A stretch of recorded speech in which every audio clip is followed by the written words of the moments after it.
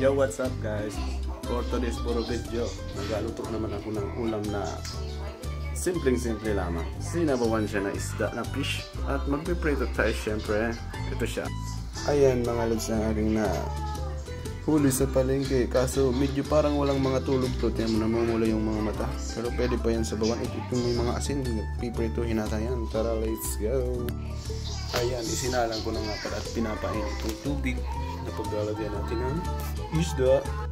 At ayan nga mga boss idol, sinimulan ko nang gawin yung mga dapat gawin. Inuna ko yung sibuyas at nilagay ko na doon habang pinapainit at pinapakulo baga. At ayan ang sunod ay akin ang ginayat yung talbos ng kamuti para saktong pagkatapos ko nyan, kukulo na rin yun, malapit na.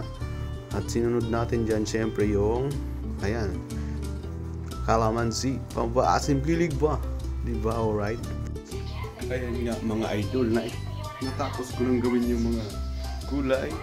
Kaya kalamansi, lagyan na natin itong sakto, kumulo na siya. Ayan, tapos na mataraso dito, prito na to. Ayan guys, ito na yung ilalagay natin na talbos na nagawa na. Sakit ko yung pampaasim kilig ko. Ayan guys, kumulo na siya at luto na rin yung ating pishda. Kaya ilalagay na natin itong talbos ng kamote. Nalagyan ko rin na rin yan ng asin at pampasarap na lasa. Besin. Ayan. Hindi lang natin siya gaano lulutuin para masarap pag pinasagat. Maya-maya ilalagay na natin yung pampaasim kulig.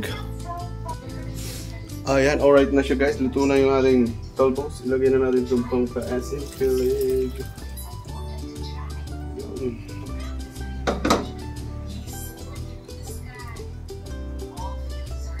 Saka natin tikmin. Pwede na ba siya? Alright.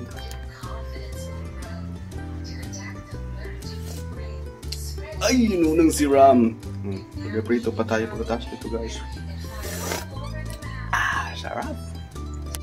Ayan mga idol, mainit na yung malamig na mantika. Kaya ilalagay na natin itong isdang walang tulog para siya ay maginang ulam mamaya. Magpapalin na tayo. Ayan.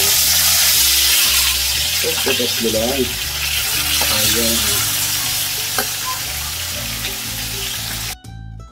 Ayan mga lods, tapos na natin pretohin yung isda at ayan o, yung ating kinabawan. Hiniwalay ko na doon kasi baka maghalo pa doon sa talbos. Nako, matinig pa tayo at ayan, papakainin na muna natin ang ating baby Masen.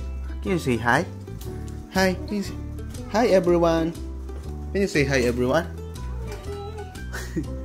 And guys, thank you for watching na naman po mga idol. Please like, comment, and share naman dyan. Thank you. I love you.